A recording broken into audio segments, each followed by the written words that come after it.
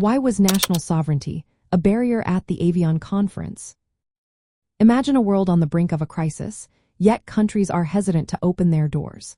That's exactly what happened at the Evian conference in July 1938. 32 nations gathered to discuss a growing problem. Jewish refugees fleeing Nazi persecution in Germany and Austria needed help. But despite their sympathy, most countries hesitated. Why? Because they believed their own control over immigration and policies was more important than helping others.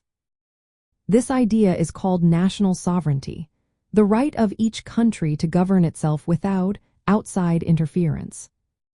At the time, many nations had strict immigration laws and quotas. Changing these laws was not simple. It required new legislation, which was often difficult to pass. For example, the United States had limits on how many refugees they could accept.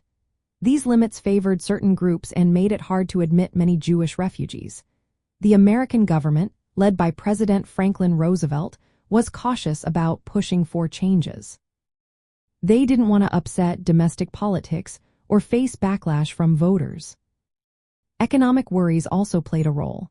The world was still recovering from the Great Depression. Countries feared that accepting more refugees might lead to more competition for jobs and strain social services. Social prejudices added to the problem. Some leaders didn't want to change the ethnic makeup of their populations. The Canadian Prime Minister, for instance, expressed a desire to keep the country free from what he called foreign strains of blood. Such attitudes reflected racial and xenophobic beliefs that influenced immigration policies. Political and diplomatic issues further complicated matters. Britain controlled Palestine and cited Arab-Jewish tensions there as a reason not to accept more Jewish refugees.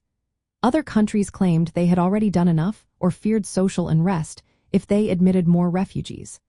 Governments were mainly concerned with maintaining stability within their borders. They worried that opening their borders could cause unrest or political problems.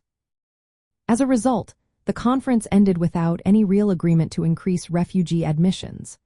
Only the Dominican Republic offered to accept a significant number of refugees, but that was an exception.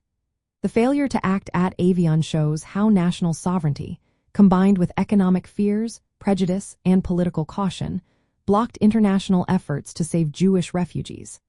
This lack of cooperation made the situation worse for many Jews under Nazi rule. The conference is a clear example of how countries often put their own interests ahead of humanitarian needs during times of crisis.